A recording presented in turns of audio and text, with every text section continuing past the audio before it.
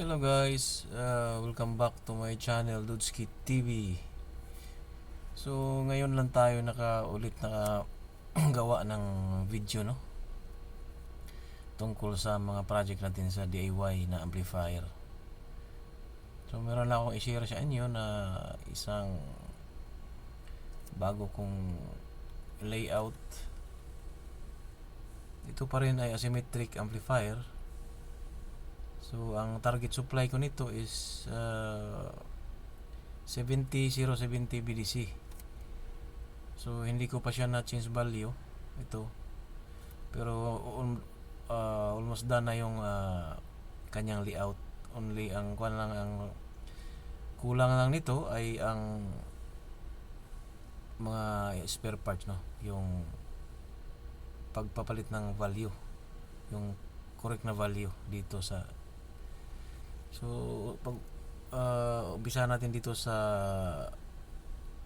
first stage ng amplification niya sa amplifier, sa couple transistor. So meron siyang 5551 dalawa. So ito ay input ng area na to. Tapos ito yung kanyang bus, itong dalawa, sa upper at saka sa lower. So ang old school pa rin yung gamit ko dito. Ginawa kong tatlong diode para maiwasan natin yung distortion sa low volume, no. So target natin dito is 1.8 ng kanyang base to base voltage, no. Tapos meron siyang, ito naka-TIF ito. So ito yung TIF niya, itong dalawang transistor na malaki dito, si 5198 tsaka 1941. Ito yung RE resistor.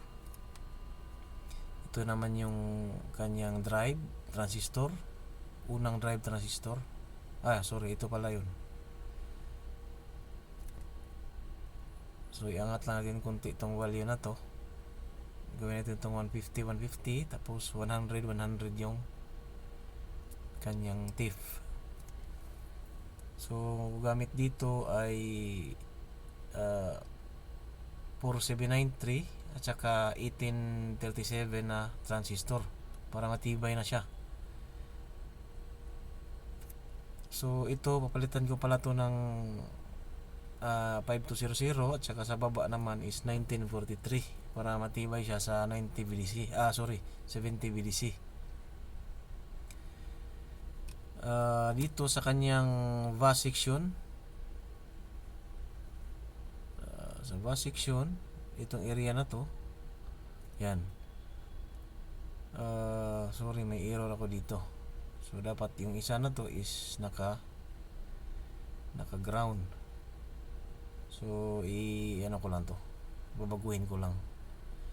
So ito ay naka ground tong isa, tapos yung isa naman naka-connect sa isang respect to ground at saka isang connected sa negative supply. So ito yun.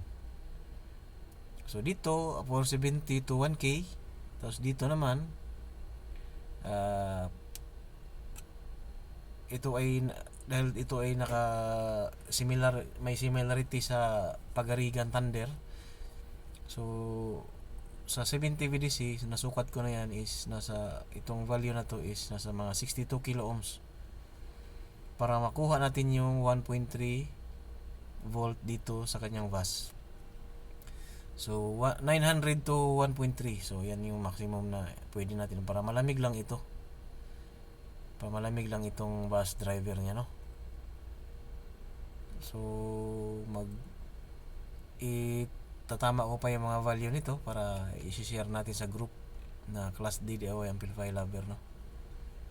So meron siyang 5 pairs na OPT, yung output power transistor. So makikita naman natin na 5 yung kanyang power output. Yan. So ito na yung kanyang out sa speaker. Ito, may naka-drawing na speaker dito.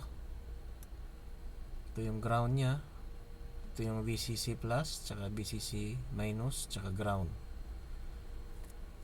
So, yun lang guys. Salamat sa panonood. Hanggang sa muli, update ko lang kayo nito pag matapos ko at i-share natin sa group natin.